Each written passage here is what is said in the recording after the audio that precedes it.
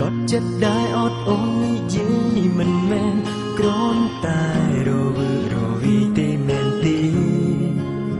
អូនទៅតែជ្រើសរើសបែកគ្នាជាមួយគេចេះបេះដូងលែងមានរូបគេចាំប្រាប់បងដូចជាសូបិនទេបងបានលឺពាក្យនេះរំភើបអូនប្រាប់ថាអូនស្រឡាញ់បងតែយ៉ាងណាពាក្យមួយឃ្លានេះធំកន្លងចង់ឲ្យលបងពីនិតខ្លួនឯងឲ្យច្បាស់ណាគុំប្រញាប់ថាស្រឡាញ់បើសិនអូនមិនទាន់ច្បាស់លាស់ចិនដាព្រមតែភាពស្និទ្ធស្នាលអាចជាភាពឯកាធ្វើឲ្យអូនគិតថាត្រូវការបងប្រាប់ថាបងនៅត្រង់នេះមិនទៅណាចាំពេលលាណាមួយដែលអូនច្បាស់ថាបងពីស្រឡាញ់បងរៀនសាទុកក្នុងបេះដូងនេះណាមិនទៅណា It's not meant for you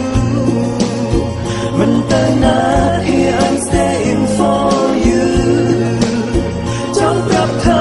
right here I'm waiting for you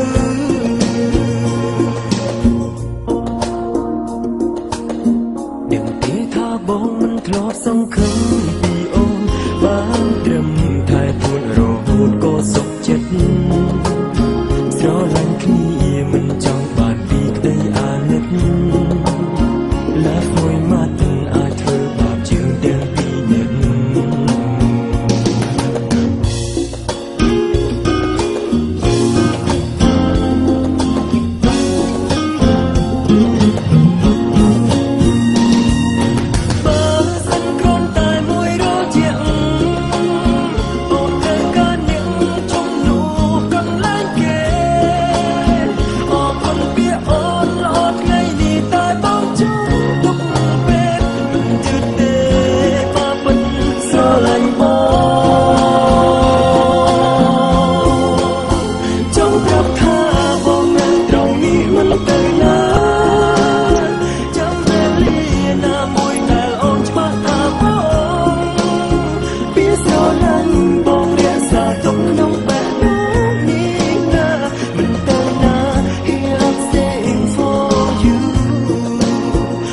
ប្រាប់ថា